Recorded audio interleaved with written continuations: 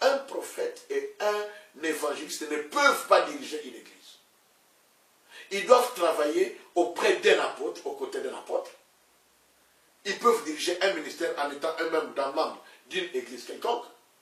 Mais ils ne peuvent pas normalement diriger une église parce que ce ne sont pas des ministères de fondation ni de direction, mais des ministères, n'est-ce pas, d'édification. Et nous avons en fait le ministère de direction. Le ministère de direction, nous retrouvons encore l'apôtre, à l'instar de l'apôtre Paul, et nous trouvons le pasteur. Parce que l'apôtre et le pasteur rejouent encore le rôle, le ministère de direction. Et d'ailleurs, je me suis toujours dit, dans une seule assemblée locale, on peut avoir tous ces ministères fonctionner pourvu que chacun ait la maturité de la connaissance des ministères et de leur exercice. Le problème ne se poserait pas. Vous m'avez posé une autre question, celle de savoir quel était le but. Dans le verset 12, le verset 13, la Bible dit ceci.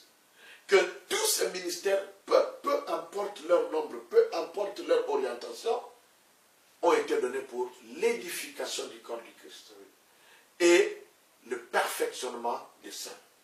Quand on parle maintenant de l'édification du corps du Christ, nous constatons, nous découvrons là la nature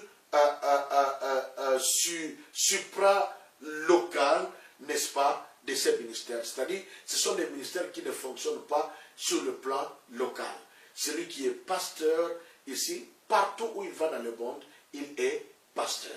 Par contre, celui qui est ancien dans une assemblée locale ne l'est pas dans une autre assemblée.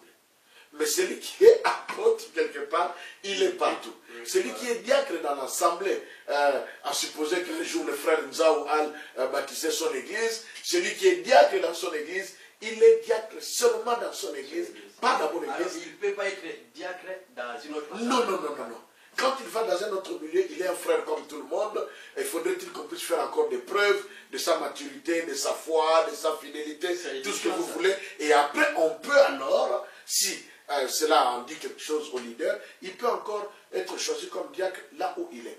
Et quand on parle du perfectionnement de ça, ici le mot perfection ne doit pas être compris comme étant le fait de rendre les gens parfaits, sans iniquité, sans quoi. Non, c'est ici ramener les gens à atteindre la maturité qui les approche de la stature parfaite de Christ. Mais nous accélérons à la stature parfaite de Christ seulement quand Christ apparaîtra. Parce que la Bible dit, quand l'agneau, notre époux viendra, c'est alors que nous le verrons face à face et que nous serons comme semblables à lui, tel qu'il est, tel que nous serons. Mais là, comme l'apôtre Paul va dire dans Colossiens 1, 27, 29, que je travaille avec toute la force qui agit en moi, de manière à présenter tout homme devenu parfait, c'est-à-dire tout homme devenu mature en Christ. C'est pourquoi je parle très souvent de la petite sœur qui n'a pas de maman. Apôtre, en regardant toutes ces choses, comparer les captifs et les autres, est-ce que peut-on appeler tout le monde homme de Dieu? Non. Pourquoi? C'est quoi la différence? La différence est simple. Si vous allez déjà dans l'Ancien Testament, vous verrez qu'on appelle Moïse homme de Dieu, on appelle Élie homme de Dieu. Mais on n'a jamais appelé Aaron homme de Dieu. On n'a jamais appelé Joseph. On n'a jamais appelé homme de Dieu. La Bible dit, quand on fait l'étude profonde, n'est-ce pas, du tabernacle, la Bible va nous montrer un élément où on dit que Aaron portait une tiare sur son front, une lampe d'or, et c'était marqué Sainteté à l'Éternel. Et en étant appelé Sainteté à l'Éternel, il est chargé de l'iniquité de son peuple. Tout celui qui est appelé dans un ministère, qui a rencontré le Seigneur, qui a entendu Dieu parler, qui a reçu un message clair de la part du Seigneur, pour un peuple, pour une mission précise, avec une onction précise, celui-là est appelé le saint homme de Dieu, l'homme de Dieu. Donc, ce n'est pas tout homme qui est appelé homme de Dieu. Nous avons dans ce qu'on appelle le gouvernement des églises, Nous avons des pasteurs que nous suscitons. Vous voyez, par exemple, Timothée. Timothée, on lui demande de faire l'œuvre de l'évangéliste, mais il n'avait jamais reçu un appel particulier. Nous ne voyons pas dans la Bible. Il ne prêchait que ce qu'il avait appris. Absolument. Il n'était pas homme de Dieu. Il n'était pas homme de Dieu. Il était encore, comme je dirais, je suis serviteur de Moïse. Voilà. Donc parce que, vous lirez, il n'a même pas créé son ministère à lui. Il n'a pas créé une église. Parce que nous ne voyons nulle part où le Seigneur l'a rencontré pour lui donner un message, une mission particulière. Absolument pas. Il faisait quoi? La continuité de l'œuvre de son père, qu'il était devenu par adoption, qui? L'apôtre Paul. Voilà. Ah oui, c'est parce qu'aujourd'hui, même les musiciens, comme le frère Nzao qui est là, on appelle l'homme de Dieu. C'est une confusion qui est totale dans nos églises. On appelle tout le monde, même s'il n'a pas un message particulier de la part du Seigneur. Vous le sentez qu'il n'a rien. Il n'y a rien. Mais, bien qu'il peut parvenir à perdre les brebis, mais on les appelle tous les hommes de Dieu. Une confusion totale, complètement totale. Bien, je ne peux que confirmer ce que vous êtes en train de dire. Une confusion totale. On appelle tout le monde homme de Dieu. Bon, je ne sais pas dans quel sens. Parce qu'ils sont des hommes que Dieu a créés. Ou bien parce qu'ils sont des hommes de Dieu. Alors là, c'est une erreur de langage. Dommage. Mais qu'est-ce qu'on peut faire pour tout cela, remettre les choses à leur place? Pour qu'aujourd'hui, les peuples ne soient plus dans la confusion, appeler tout le monde homme de Dieu, il n'y a plus de différence. Parce que quand Élie était homme de Dieu, Élisée n'était pas. Non. Non. Il a passé plus de 21 ans au pied d'Élie pour faire une seule chose. Laver les pieds, laver les mains, et c'était tout. Pourtant, Dieu va dire à Élie, va, tu verras quelqu'un que j'ai choisi du nom d'Élisée, tu jetteras le manteau. Là, le fait de jeter le manteau, qu'est-ce que la Bible dit? La Bible dit, dans 1 Roi 19, 1 Roi 17, 18, 19, la Bible dit que Élie est parti, il a vu Élisée et il a jeté le manteau sur lui. La mission c'était quoi? Le moindre prophète à la place d'Élie. C'est-à-dire quoi? Quand Élie va prendre le manteau qui représentait l'autorité, qui était une image de l'autorité qu'on recevait de Dieu pour la charge dont on était porteur. Quand il a pris ce manteau, il a jeté sur Élisée. Sur le plan spirituel, Élisée était devenu prophète. Mais il était encore, il devait mais il a passé entre 19 à 21 ans à côté d'Élie sans prophétiser. Il n'a pas prophétisé, il n'a fait aucun miracle. Et si vous voulez que je puisse extrapoler, il n'a même pas prêché dans l'église d'Élie. S'il en avait une, il n'a pas prêché. Son travail était de laver les pieds alors qu'il était déjà roi.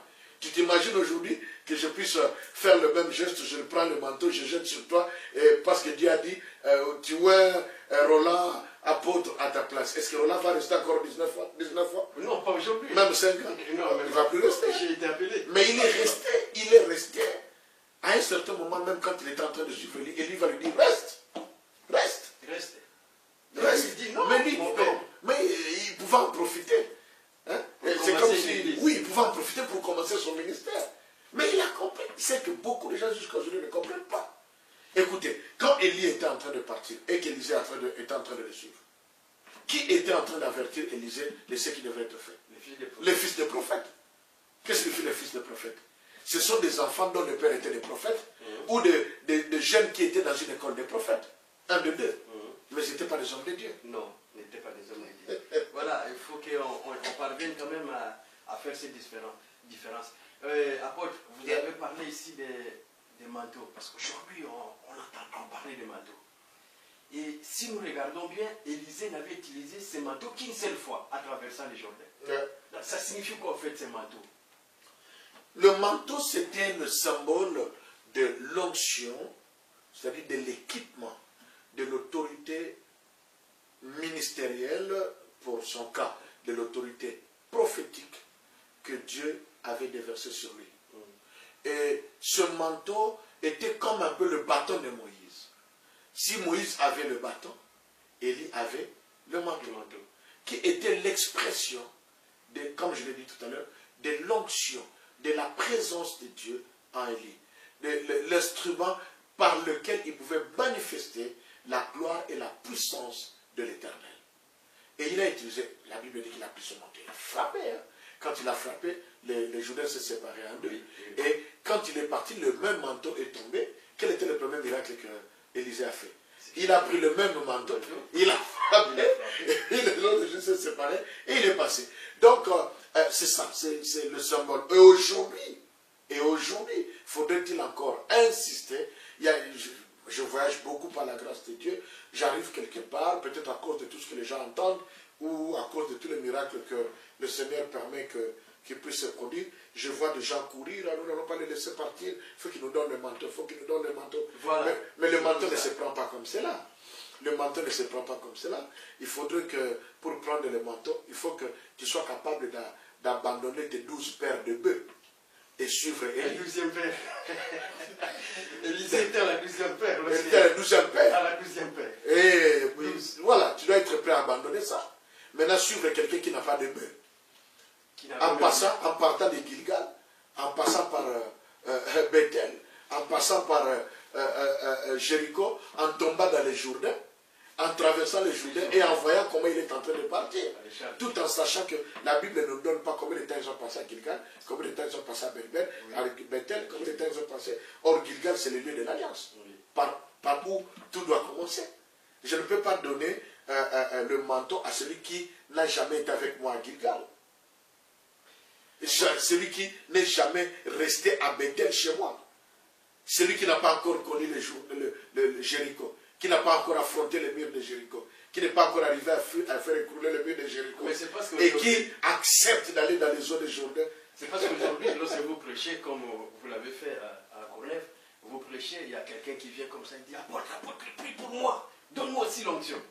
Vous libérez aussi facilement parce qu'il y a des gens qui prient comme ça. Ils les posent les mains. Même si... Ce que ces gens ne savent pas, et celui qui demande, et celui qui prie, les deux, rien ne s'arrange.